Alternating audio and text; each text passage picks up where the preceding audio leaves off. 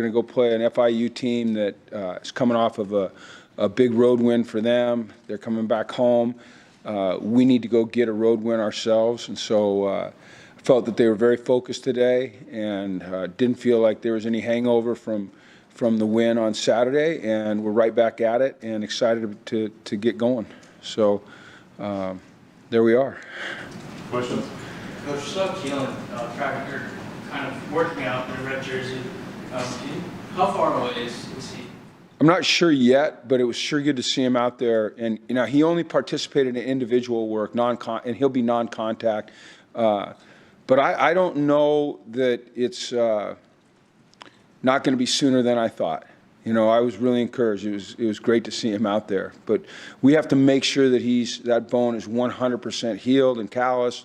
And we're not going to put him out there until he is absolutely ready to go.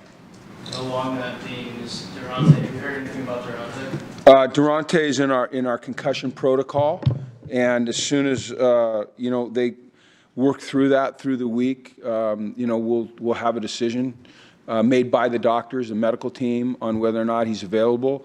I can tell you this, that we will absolutely err on the side of caution and make sure that we protect the player. I think sometimes Durante is a guy that you have to make sure you protect from himself. I mean, he's a warrior. He just wants to go and play, and but you just don't treat these things lightly. Is that something you're taking extra precaution, especially with what happened with Tua in the NFL this week? Well, it has nothing to do with Tua for me. That's just always been my philosophy, at least since I coached in college. There was a little transformation when I came to college, quite frankly. You just have to make sure that you look out for the well-being of these young men. Certainly the Tua thing brought a lot of awareness to it nationally. It was ugly. It was bad. People lost jobs over it.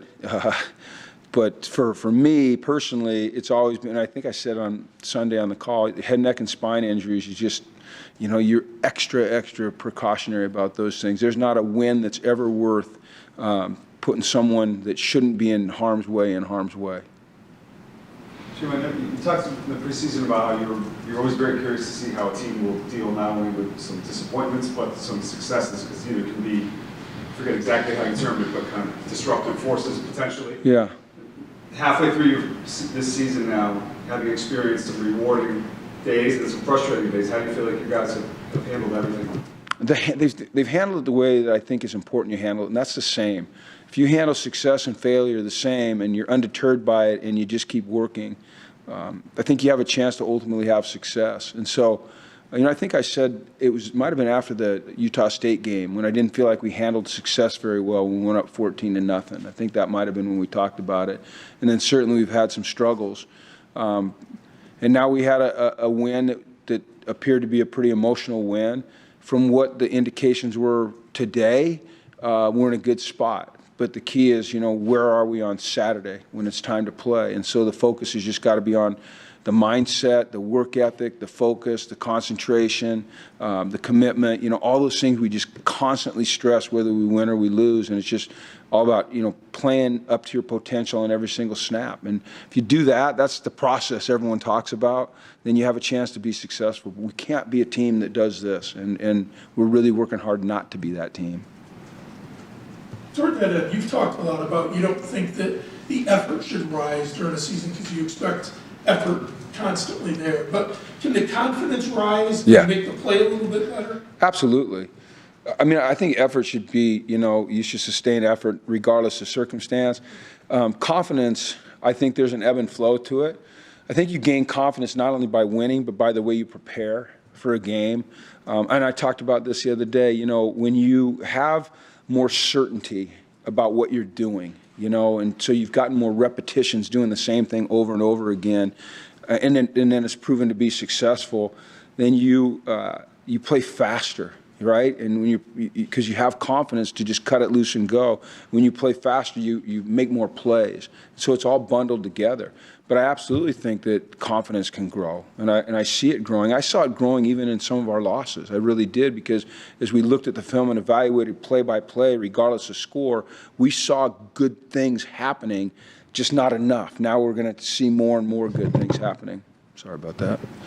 Coach, preparing for that, I thought you could kind of tell us what their biggest, what your biggest challenge might be this week with FIU.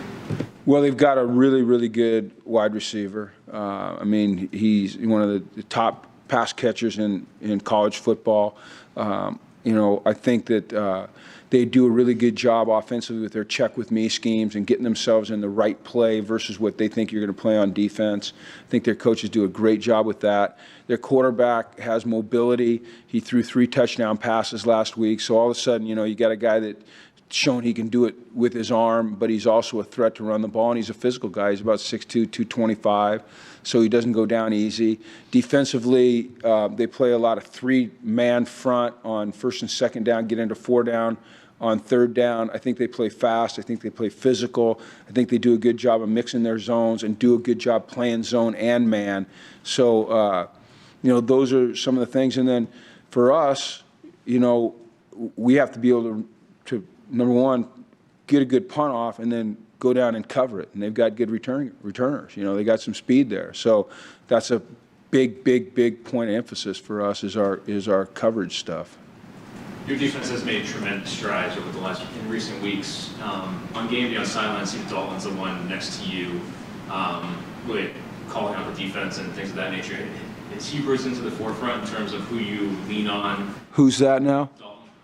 No, I mean, I know this sounds like coach speak, but it is very collaborative. I think that the reason Dalton looks like he's standing by me a lot is that, I'm an ex-DB coach, so I usually probably get on him harder than I get on the other guys, or where I position myself on the field. But, we are all talking constantly through the game.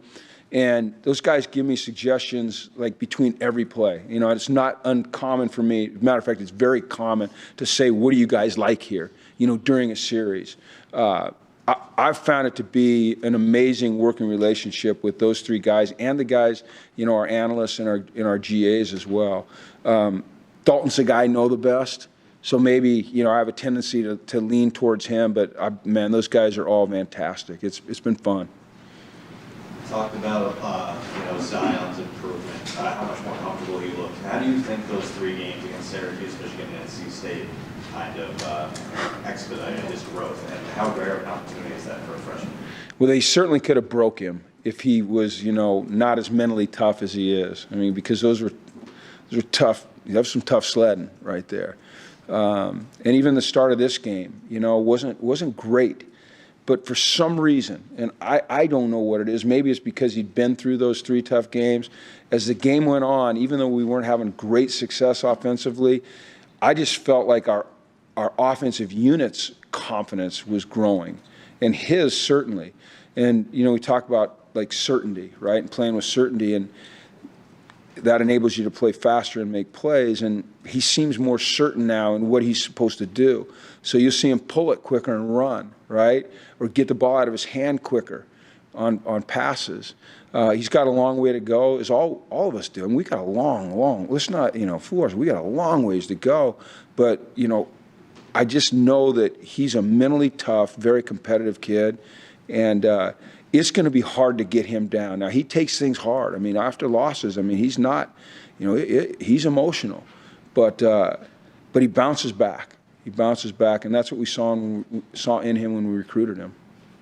Last week you talked about how it would be unrealistic to give Victor the ball 25 times a game, and if you reached 10 or 11 carries with Devontae, that might be stressing him out a little bit. So why do you get 20? Yeah. You can't give him 20 every game. No. That's a great question. You have a tendency as a staff to feed the guy that's hot at running back. I think we have to be really cognizant of the fact that Devontae, he's been taking a beating, and he has a shoulder that's not yet completely healed. We have to be able to work in Victor more and more each week, as his confidence grows. And he's doing a lot, the fact that he's returning kicks and returning punts, you can't take that lightly. Those are stressful situations. And the guy goes out and he drops the first kickoff return, as a coach, you're like, oh man, it rattles you just a little bit. you know, or let some of those punts drop. You go, oh shoot, is he lacking in confidence right now? Do we need to protect him and protect our team by, you know, limiting his reps? But kind of like, you know, a lot of guys on our team, there is a mental toughness, and we just gotta, I think we, not Victor, but we as a staff have to get over that and let him carry the ball more. And then Robert Burns, you know, you guys have seen him run the ball more the last couple weeks than he had early in the season, and he's a factor there. If we can protect Cam Edwards from having to play at this point in time, that's a good thing for us, but he's there if we need him. Coach, it was Jackson Mitchell that made the play that kind of ended the game on Saturday. How's the last few weeks been for him? I know he's kind of been beaten up and challenged the last 3 weeks. Well, he's playing with, first of all, he's playing with the thumb injury, the navicular, that I don't think there, and he had surgery, you know, he's got a screw in there. I don't know that there's many players that would play with that in college football, maybe in the NFL where you're getting paid to play, but at this level, I don't think anyone could have faulted Jackson if he'd have said, hey, I'm going to let this thing heal. But he didn't. He decided to play. So he's been practicing and playing, you know, with that splint on. Then he had the little thigh, you know, contusion, nothing major. But he takes every snap. He never comes out. He's on punt. He's involved in special teams, and he's just got that warrior spirit. You know, he's just not going to be denied.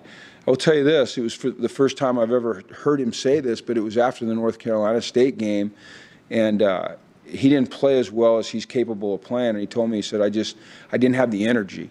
You know, and so we last week tried to draw it back a little bit for him during the week so that he could play with the energy that, you know, he loves to play with on Saturday. And I think we have to be very mindful of that as we go forward because, once again, you know, kind of like I was talking about Durante, you know, you have to make sure that as a coach you're aware of your players and their personalities and their tendencies and sometimes protect them from themselves or take care of them when they need to be taken care of. And Jackson's that kind of guy.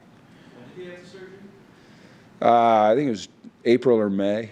Yeah, he has a screw. There's a screw in there, and you know, navicular is the smallest bone in your body, I guess, and doesn't get much blood supply, so it heals slowly. So they had to go in and put a screw in there, and they weren't able to take it out because it hadn't healed well enough by the time the season started. So he said, "Okay, you put a brace on it, and I'm going to go." You got to really respect that. Do you see the wide receiver group growing in confidence with each passing game? Because, you know, several guys made big plays for you. I hope so. You know, I hope so. I felt like today an individual, you know, before we started the teamwork, when they were just doing their drills, felt a little bit different energy there. You know, like okay, you know, we can do this. You know, and you need that. They need to believe in themselves. They need to feel that. And you know, hard work and then making some plays, that allows you to feel that. Now, like I've said to the team and said to you guys, it's all about backing it up. You know, if you don't go out there and you don't play to a higher level than you did last Saturday, then it just, man, you know, we can't be one-hit wonders. You know, I don't like the one-hit wonders. We got to build something here. What did you learn about your team on Saturday? Second time they were in a fourth quarter, one-score game. They came out on top this time as opposed to week one. Did it change your outlook of what you think this team's capable of the rest of the season? You know, when I say no, I don't mean that as a negative. I've kind of felt the same way all year about them, you know, just because of the resiliency that they've shown, not just this year, but through their last 3 years, and then the attitude that they bring to every meeting and the intensity they bring to really every practice. I think in spring we might have had one practice I didn't really like, and in fall maybe one, and I think one this season.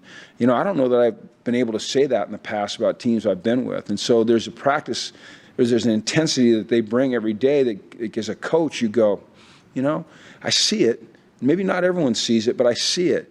But coming back and winning a game like that, I mean, it does it confirms everything for you, right? And it confirms it more importantly for the players. That if we just keep doing what we're doing, do it better, you know, do it more consistently, have this kind of mindset, practice the way we're practicing, preparing the way we're preparing, we get this done, you know? And so it goes from hope to belief, and that's what we're trying to get to.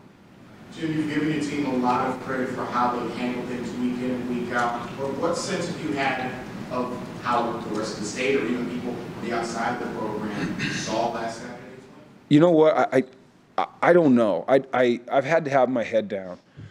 I don't have much time to do anything other than, work with the defense and work with the team. And I don't say that as a woe is me, but it's just I haven't had time to pay attention. I'd be lying if I don't recognize in the stadium on Saturday the fans that are there and their energy as the game got going, because I could feel it, I could hear it. And, man, we appreciate them being there. I don't know what the crowd is. I don't really pay attention, but I could hear, you hear it, you feel it. And I said it, we want to make football important to this state. That's on our agenda. And so if we can go out and we can play games like we played Saturday in front of our fans, in front of the UConn football fans, then hopefully, more and more people come out. But it's always great to feel the energy. It's always great to, I don't know if the right word is reward, but I'll use the word reward. Reward those people that came out to support you with a good performance that ends up in a win.